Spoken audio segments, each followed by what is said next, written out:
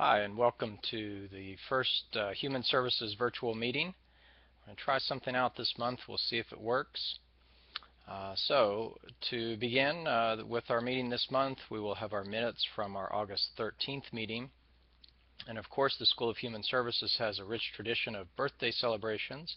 So we want to wish Christy Latosha, Barbara Pavel Alvarez, and Ironda Campbell a happy birthday. And of course, this is September, which means it's Fonda Holly's birthday month. So any day you see Fonda this month, you can wish her a happy birthday. This month we'll have BOG update from Barbara Alvarez and Faculty Senate update from David Bailey. In addition, I hope to have Jasmine Bennett Belknap to give us a little update on recruiting and to talk to us a little bit about some of the things maybe we can do to help. Next, what I'd like to do is first thank Amber Myers. Amber has been our lead teacher at the preschool for several years and now has been presented with an opportunity to be a coach and trainer for the Harrison County Board of Ed. In fact, she has already moved towards that position. So in her place, Lori Barrett, who has been in the preschool for the past year, will take over the role as the director of the laboratory preschool. And I'm very happy to have her on board. She has great energy and really looking forward to having her leadership there. Also in the laboratory preschool, Ariel Masturso will be our lead teacher for the 3- and 4-year-olds, as well as an instructional specialist with the early childhood program. Look forward to having both of those ladies take over. They actually have kind of started on Monday, and so they're already well on their way.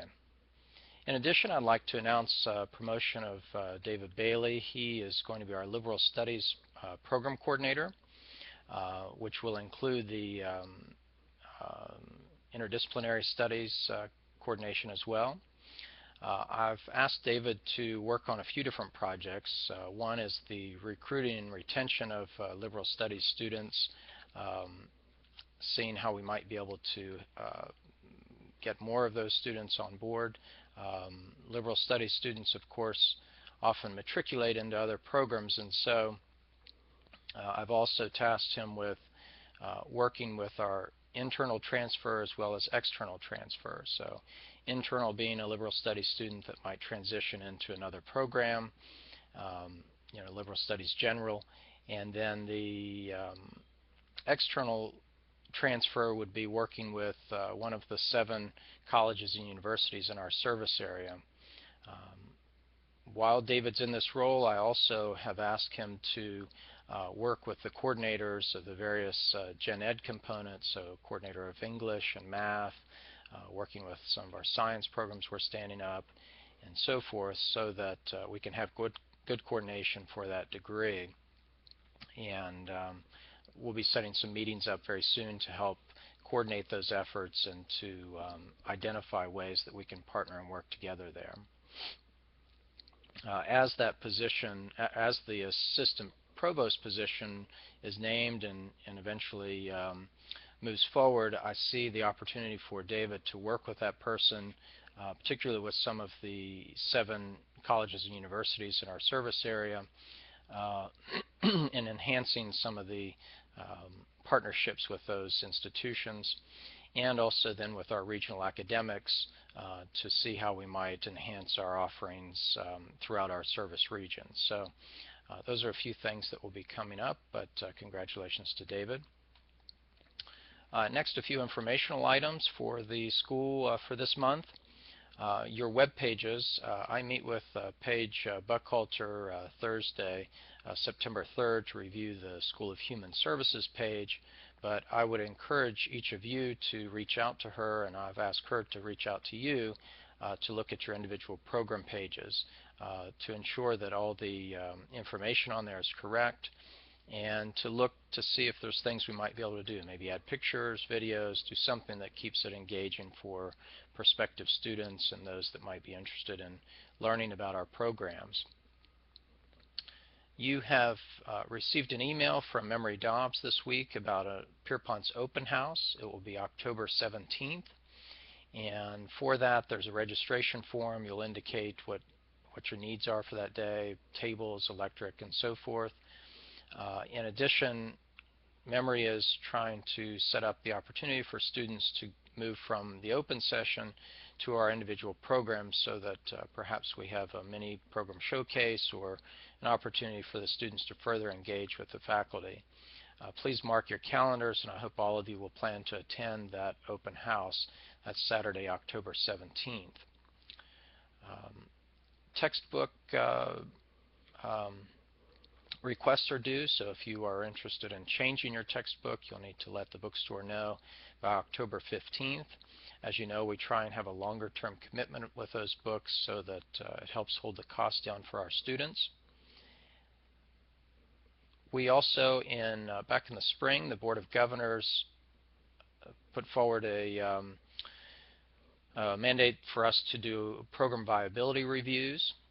The deans worked with Provost Levitt on Monday to talk about some of the criteria. Those discussions are ongoing and still certainly open for comment. But all programs will go through a program viability review. And I have asked Dale and the Board of Governors to give us a little bit more direction in terms of what are our goals with these.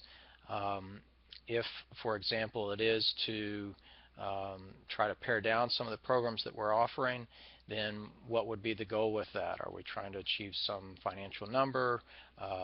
You know, is it a certain percentage of programming, and would we reallocate some of those funds? So a little bit more clarity has been requested, and hopefully that'll help us in decisions and what type of data we would need to submit for those viability reviews. Next, the budget. Dale sent out an enrollment report earlier this week, and then one was before the purge and one was after the purge. And so it appears to me from that the numbers are somewhere right around 9 or 10% down, decline. We had planned for a 7.5% decline, and so you know, if it's 1.5% or so off, it's budget, and so it matters, but it's not quite as significant as it was this time last year. The Budget Review Committee has not yet met, and so once they do, we might have a better idea of how that may or may not impact our programs for this year.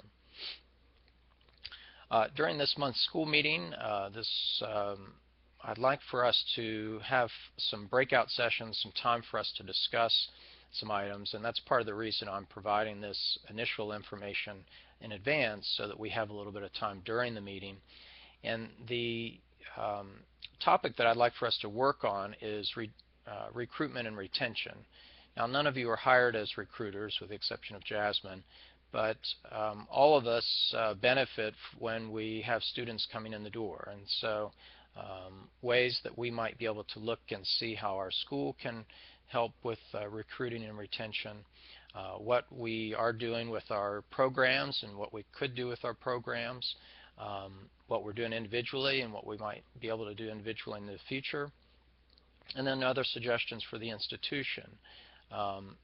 Truly, it's something that impacts everyone, so I felt it's important for us to look at opportunities and try to advance those as best we can to maintain the viability and sustainability of our institution. Next, for the meeting, I've given a few upcoming dates. The Faculty Senate meets Friday, February 11th. The next Board of Governors meeting is, I think I just said February, sorry. The Faculty Senate meets September 11th, and the Board of Governors meets September 15th. I mentioned the open house date of October 17th, and that really concludes the items and remarks I have for this month's meeting. I do look forward to seeing each of you. It'll be 1 o'clock Friday, September 4th. We'll meet in 114 for now and see how that continues to work. And if you have any comments or questions, certainly come see me. Hope our semester is off to a good start, and again, I'll look forward to seeing you at the school meeting Friday, September 4th.